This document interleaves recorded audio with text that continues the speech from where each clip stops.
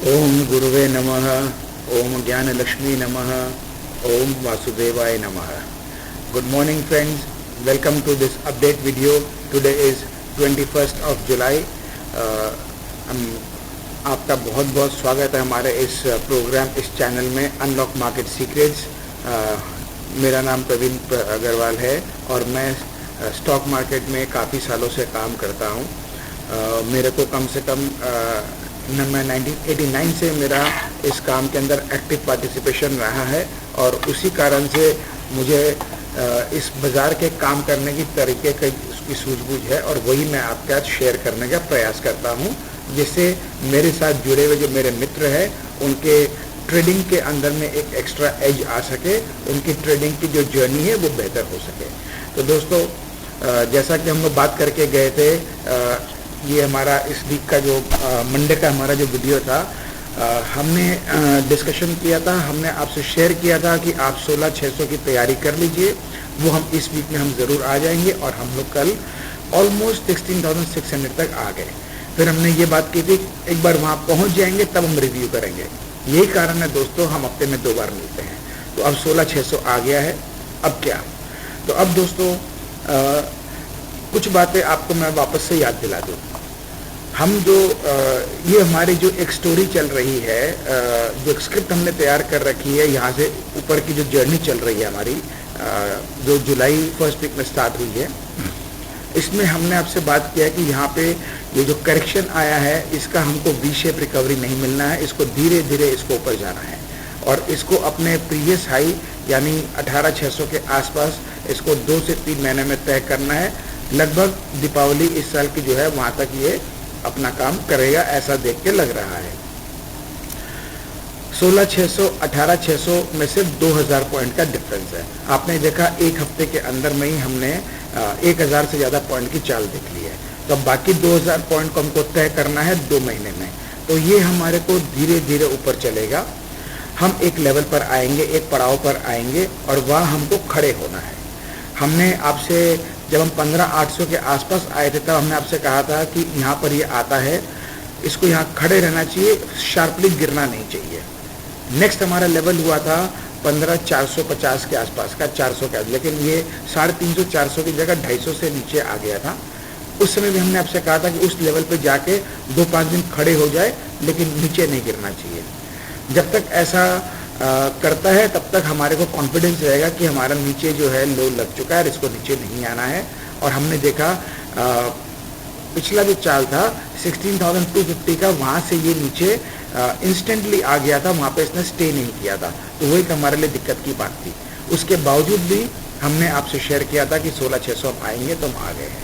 अब यहाँ पर बहुत ज़रूरी है कि इसको यहाँ पर अब खड़े हो जाना चाहिए इस जोन में, जो कि अपना आता है। हमारा जो स्टॉप लॉस का एरिया नीचे हमने आपसे शेयर किया था वो था 15,850 का।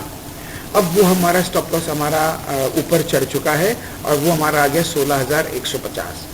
आज की तरफ से बात करें तो हम यहाँ से काफ़ी दूर है, 15,550 है। यहाँ से हम लोग लगभग आप समझ सकते हैं आराम से करीब करीब 400 पॉइंट दूर है, लेकिन जो है वो है, हमको उसके हिसाब से चलना होगा। तो जो हमारे डे ट्रेडिंग करने वाले दोस्त हैं उनके लिए तो इतना लंबा स्टॉप लॉस चलेगा नहीं, तो उनको हमारा जो ये वीकली का जो हाईएस्ट लेवल था यानी 16,450। सबसे अच्छी बात क्या हुई है इस हफ्ते में, हमारा बैंक निफ्टी का इस वीक का हाईएस्ट लेवल उसके ऊपर हम क्लोज कर चुके हैं। 2 दिन की क्लोजिंग मिल गई है, तो उसमें तो ऑलमोस्ट कन्फर्मेशन हो ही चुका है कि 35,700 उसमें हमारा एक जिसको बोलते हैं इमीडिएट शॉर्ट टर्म का सबसे स्ट्रॉन्गेस्ट सपोर्ट बन गया है। निफ्टी ने भी कल हमारा हाईएस्ट लेवल के ऊपर क्लोजिंग दिया है, जो हमारा 16,450 का था। अभी तक दोस्तों 15,000 की आदत गई नहीं है, इसलिए 15 निकलता है, तो आप उसको थोड़ा सा एडजस्ट कर लीजिएगा। तो 16,450 हमारा इस वीक का हाईएस्ट लेवल था, तो वो अब हमारे लिए सपोर्ट का काम करेगा। 25-50 पॉइंट को हमेशा आपको बफर रखना चाहिए, तो हम इसको ले लेते हैं इंट्राडे बेसिस में 15,400-425। इसके ऊपर जब तक है हमको कोई दिक्कत नहीं है, हम अपने पोजीशन में बने हुए हैं। इसके बाद एक चीज ध्यान रखना चाहिए कि अब ये जो हमारा अपसाइड जर्नी चल रही है, हमने आपसे बात किया था कि इसमें स्टॉक्स में कम से कम 30-40% की अपसाइड मूवमेंट आ चुकी होगी, तब जाके बाजार में लोगों को कॉन्फिडेंस आएगा। और आप लोगों ने देखा है बहुत सारे स्टॉक में 10 से 20% की अपसाइड मूवमेंट ऑलरेडी आ चुकी है और कईयों ने तो अपना नया हाई पे भी पहुंच चुके हैं, ये आपने देखा है। तो ऐसे स्थिति में क्या होता है, जब मार्केट में स्ट्रेंथ उतनी ज़्यादा नहीं है, और हम बात करके चले थे 1000 पॉइंट पहले कि हम रिस्क रिवॉर्ड रेशियो पे बात करके काम किए थे कि हमारा रिस्क रिवॉर्ड रेशियो बहुत फेवरेबल है, जाने को 200 पॉइंट, ऊपर जाने को 2000 पॉइंट, या जाने को 100 पॉइंट, ऊपर जाने को 1000 पॉइंट। हम इस तरह की बात करके गए थे 15-200 के लेवल के पास से। आपको ध्यान होगा इस जगह पर हमारा रिस्क रिवॉर्ड रेशियो थोड़ा खराब हो चुका है, उतना फेवरेबल नहीं है। खराब बोलना ठीक नहीं है, लेकिन उतना फेवरेबल नहीं है, क्योंकि हमने 1000-1500 पॉइंट की ऊपर अपसाइड जर्नी तय कर ली है। तो यहाँ एक करेक्शन आना लाजमी है, लेकिन क्योंकि हम लोग 450 का हमारा वीक का हाईएस्ट लेवल के ऊपर कल क्लोज कर गए हैं, तो आज और कल 2 दिन इसकी बहुत हाई प्रोबेबिलिटी है कि हम अभी इस जोन में काम करेंगे। यानी ये वीक का हमारा 2 दिन जो है वो 16,400 से 16,700 के बीच में, ऊपर का हमारा काम थोड़ा सा बाकी है। हमने आपसे कहा था कि 500 से 700 का जोन तक जा सकता है और 16,600 की तैयारी तो कर ही लीजिए। तो हो सकता है अमेरिका मार्केट ठीक चले तो उसके पीछे पीछे हमारे बाजार भी ऊपर चले जाए और 16,700 750 तक खूब आराम से जा सकता है। फिर उस जगह में इसको श्योरली 200 पॉइंट 300 पॉइंट की करेक्शन मिलेगी, ये एकदम पक्का है। इस हफ्ते नहीं आएगा, अगले हफ्ते आ जाएगा, कोई खास बात नहीं है, लेकिन यहाँ पर हम अब साइडवेज खड़े हो जाएंगे, इसकी पूरी हाई प्रोबेबिलिटी है। तो हम लोग अब कुछ समय के लिए 16,400 16,700 के बीच का जोन में हमको कुछ दिन निकालना है। वो 2 दिन करे, 1 हफ्ता करे, 10 दिन करे, कोई फर्क नहीं पड़ता है। फर्क पड़ता है कि इसको अब शार्पली नीचे नहीं गिरना चाहिए, नंबर 1। नंबर 2, हमारा स्टॉप लॉस जो है 16,150 का, उसको नहीं देख करके क्लोज करना चाहिए। तो हमको क्या करना चाहिए, हमको अब हमारे डेली लेवल पे वापस शिफ्ट करना है। डेली लेवल का हमारा लोएस्ट जो लेवल है, उसको यदि हमारा संभाल लेता है तो हमारे को कोई दिक्कत नहीं है। उसको यदि नीचे की तरफ ब्रेक करके आधा 1 घंटा टिका देता है तो आप अपने एक बार पोजीशन से बाहर आ जाए तो अच्छा है। एक और चीज़ हमको भूलना नहीं चाहिए कि सामने भी हमारा मंथ एंड एक्सपायरी है। तो जितने भी एफएनओ के स्टॉक्स होते हैं, इनके अंदर में मंथ एंड के टाइम पे ऑप्शन राइटिंग का जो कहानी हुआ रहता है, यानी ऑप्शन डेटा के हिसाब से थोड़े बहुत एडजस्टमेंट होते हैं। तो उसके कारण कुछ स्टॉक खड़े हो जाएंगे, कुछ स्टॉक गिराएंगे और कुछ स्टॉक में तेजी एक्स्ट्रा बन जाएगी। तो इसको एग्जैक्टली मतलब यहाँ पे शेयर करना उतना ठीक नहीं है। ये बहुत ही पर्सनलाइज और बहुत ही डिटेल्ड एनालिसिस का चीज़ होता है स्टॉक स्पेसिफिक। तो स्टॉक्स के अंदर आप अपने तरीके से काम करें। हम लोगों ने देखा है ऑटो सेक्टर में बहुत अच्छी चाल आई है, तो उसके अंदर संभावना बहुत ज़्यादा है कि उसमें थोड़े करेक्शन आ जाए, स्पेशली उन स्टॉक्स में जिसमें ज़्यादा काम हुआ है, ज़्यादा तेज़ी आ गई है, उसमें करेक्शन आना स्वाभाविक है। तो ये आपको ध्यान में रखना है। तो जिनके पास अच्छा कमाई आ चुका है, ट्रेडिंग पोजीशन की मैं सारी बातें कर रहा हूँ, वो अपना प्रॉफिट बुक कर लेंगे तो कोई दिक्कत नहीं है। और एक छोटा मोटा जो करेक्शन आना वो आ जाए और उसको लोअर लेवल पे उसको री एंट्री करने का मौका आपको मिलेगा, इसकी संभावना बहुत ज़्यादा है। तो आप अब जो जो ऑप्शन में काम करते हैं, मैं बहुत स्पेसिफिकली ये बात बोल रहा हूँ, ऑप्शन जो स्टॉक ऑप्शन में काम करते हैं उनको अपने पोजीशन आजकल के अंदर में एक बार स्क्वायर अप करने में भलाई है, क्योंकि सामने वीक अपना जो आएगा मंथ एंड एक्सपायरी का रहेगा, तो वहाँ आपके ऑप्शन में गड़बड़ होने के चांसेस बहुत ब्राइट होते हैं। तो आप हाथ में पोजीशन रखनी है तो उसको आप नेक्स्ट मंथ में स्विच ओवर कर ले, ज़्यादा अच्छा है।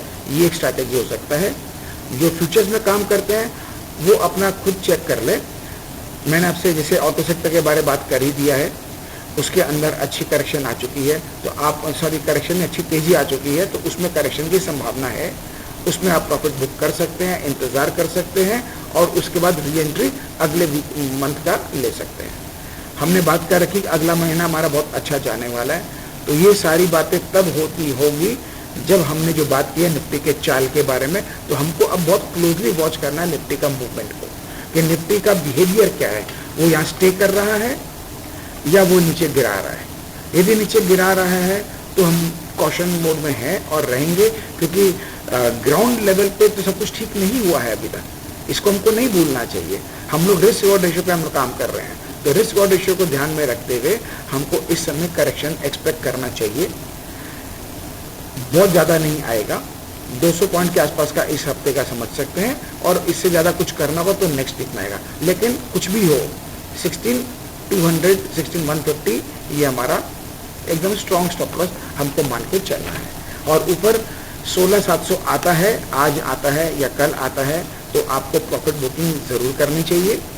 और यदि वहाँ से खींच के ले आता तो कोई खास बात नहीं है, ले जाने दीजिए, हम उसको बाद में फिर पोजीशन बना लेंगे। लेकिन अभी मार्केट की जो स्ट्रेंथ है उसके हिसाब से अभी ओवरबॉट पोजीशन में है, तो ओवरबॉट पोजीशन में है तो थोड़ा बहुत कूल डाउन होने का लगता ही है। और डॉलर भी अपना जो है अपने जो Indian currency in terms of dollars उसमें कमजोरी मेंटेन है, तो ये एक हमारे पास दिक्कत है।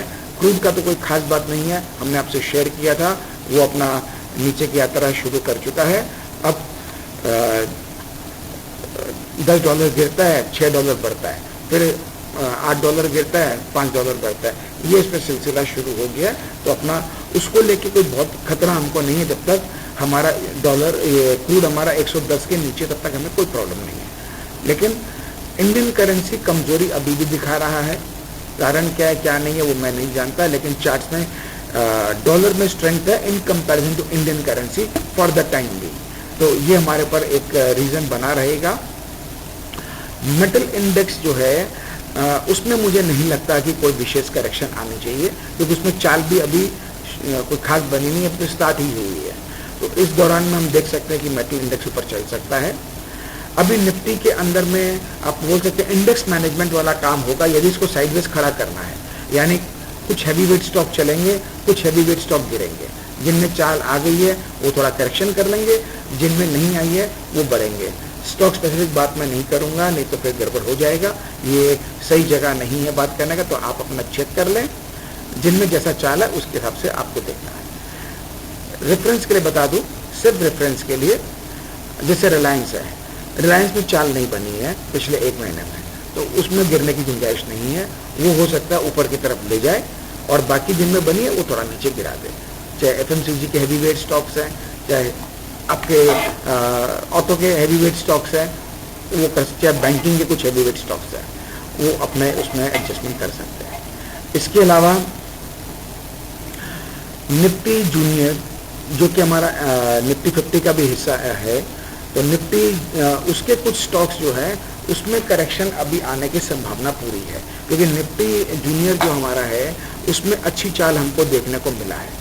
तो एफएनओ में जिनके पास निफ्टी 50 के स्टॉक्स है, निफ्टी नेक्स्ट 50 के स्टॉक्स है, उसमें उनको प्रॉफिट बुक करके साइड रहेंगे तो अच्छा रहेगा, ये मेरा व्यू है। उस पर जैसे आपको अपना काम करना करें, लेकिन ये वो जगह आ गया है जहाँ इंडेक्स खड़ा रह सकता है, लेकिन स्टॉक स्पेसिफिक काम होगा, ये हमको मिलेगा देखने को। तो जिनमें चाल आ गई है वो करेक्शन करेंगे, जिनमें नहीं आई है वो चलेंगे, और जिनमें करेक्शन करने की बात मैं कर रहा हूँ, हो सकता है करेक्शन न भी करें, यदि इंडेक्स ही खड़ा करके चला देता है तो कोई ज़रूरी नहीं कि वो करेक्शन करे।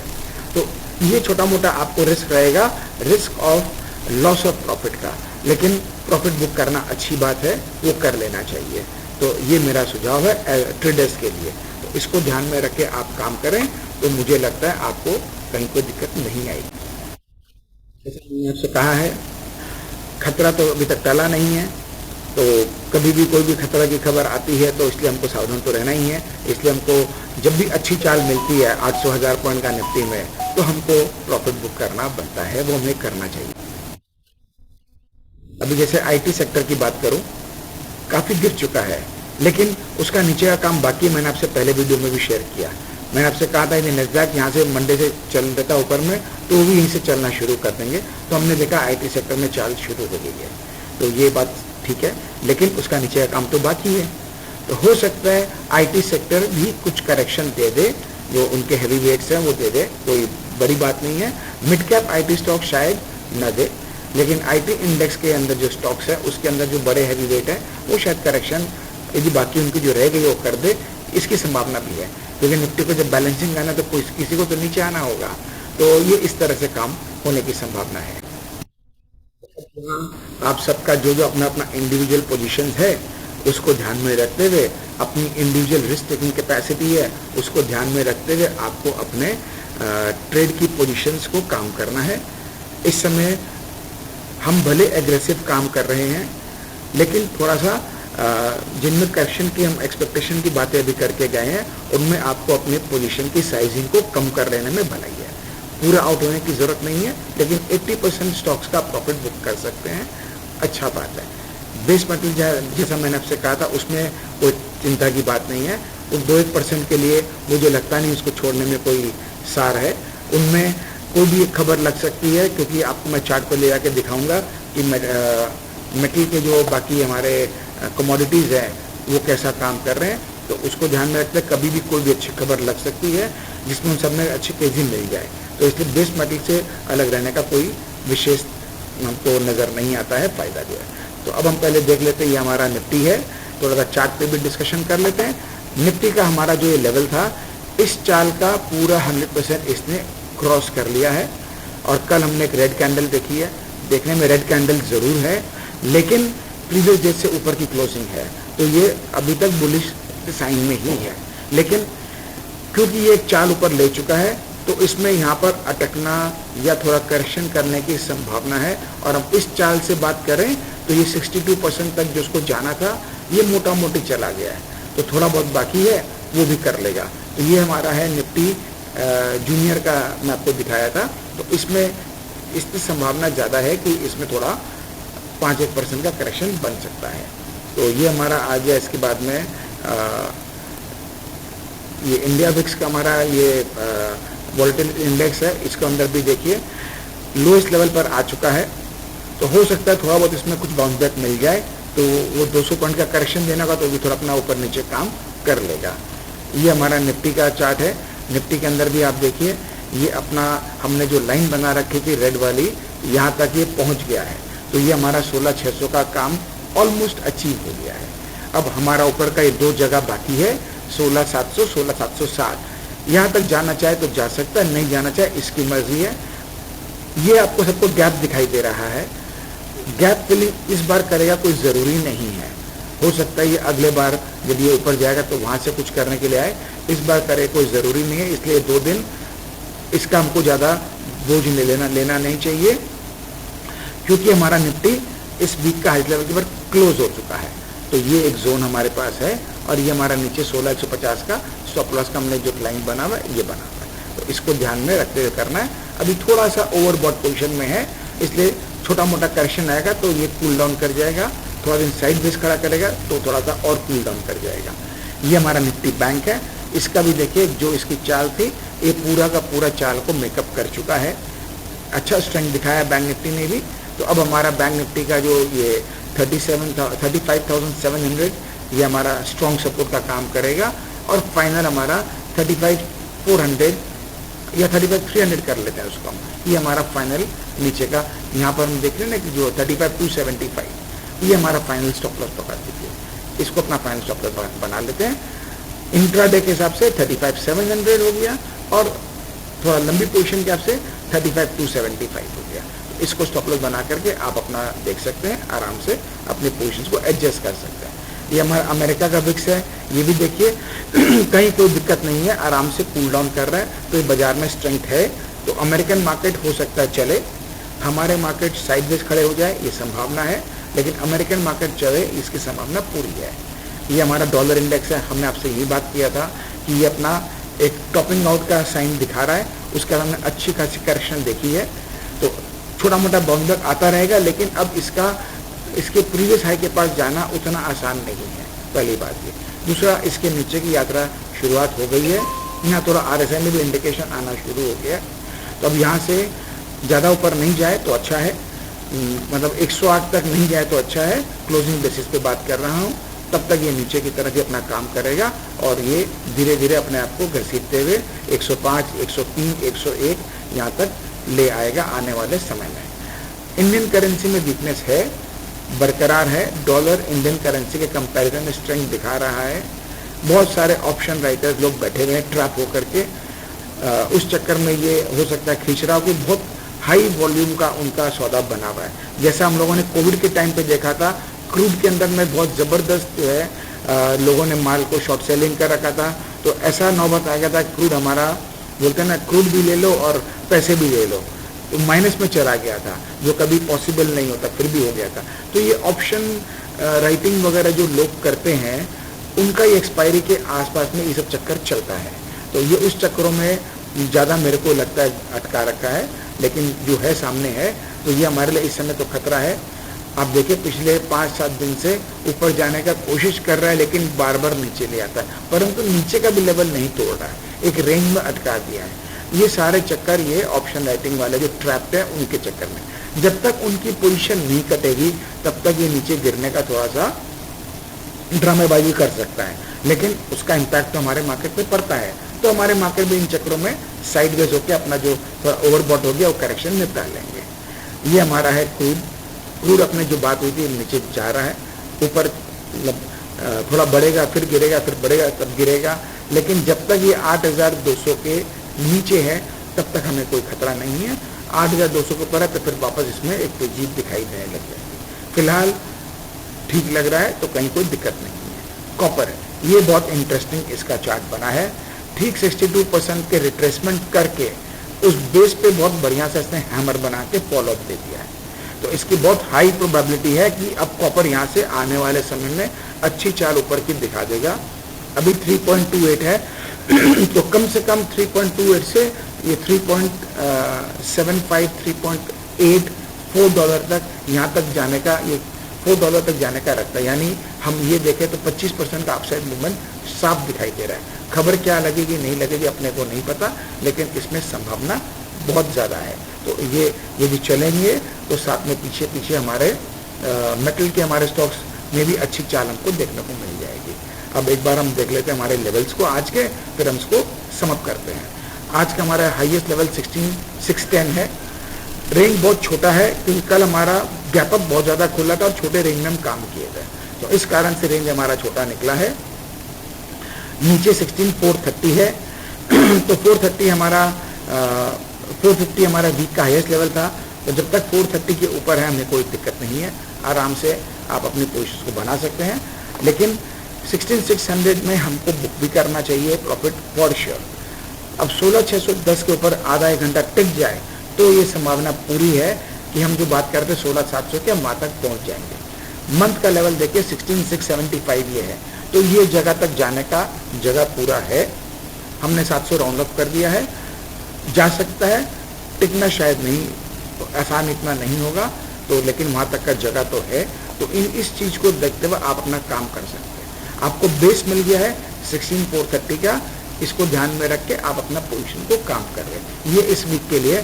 बाकी संडे को हम जब मिलेंगे तो आपका हम फ्रेश एनालिसिस करके नेक्स्ट वीक का अपने बात करेंगे। ये देखिए स्पॉट एंड फ्यूचर के लेवल ऑलमोस्ट सेम है, तो इसलिए आज कोई दिक्कत नहीं है, आप आराम से फ्यूचर में काम कर सकते हो। 10 पॉइंट का खाली हेर फेर है।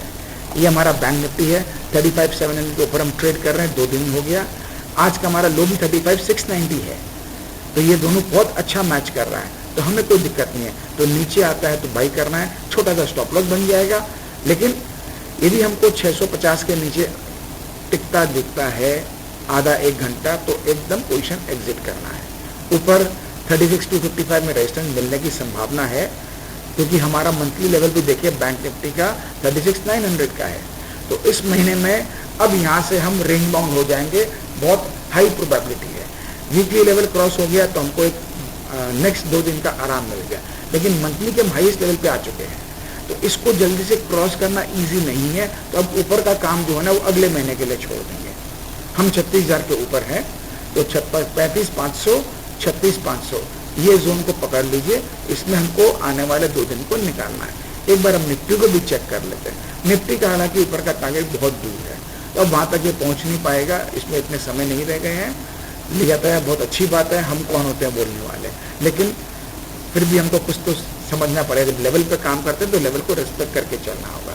तो 16,750 को हम एक बार सेफली एज्यूम कर सकते हैं कि वहाँ तक जो अपना कर लेगा, और ये महीना हमारा बेस्ट केस सिनेरियो जिसको हम बोल सकते हैं वो हमारा यही बनता है कि हम इस जगह पर आकर के अब ये पूरा बचा हुआ दिन हमारा जुलाई का निकाल लें तो बेस्ट होगा, सबसे बढ़िया होगा। तब हमारा अगस्त का जो महीना होगा वो बहुत ही बेहतरीन जाएगा, उसकी हाई प्रोबेबिलिटी बन जाएगी। तो इसलिए हमको बहुत ज़्यादा ओवर एक्साइटेड नहीं होना है कि यहाँ तक आ गया तो और खींचते जाए। ज़्यादा एक साथ खींचते जाना भी ठीक नहीं है।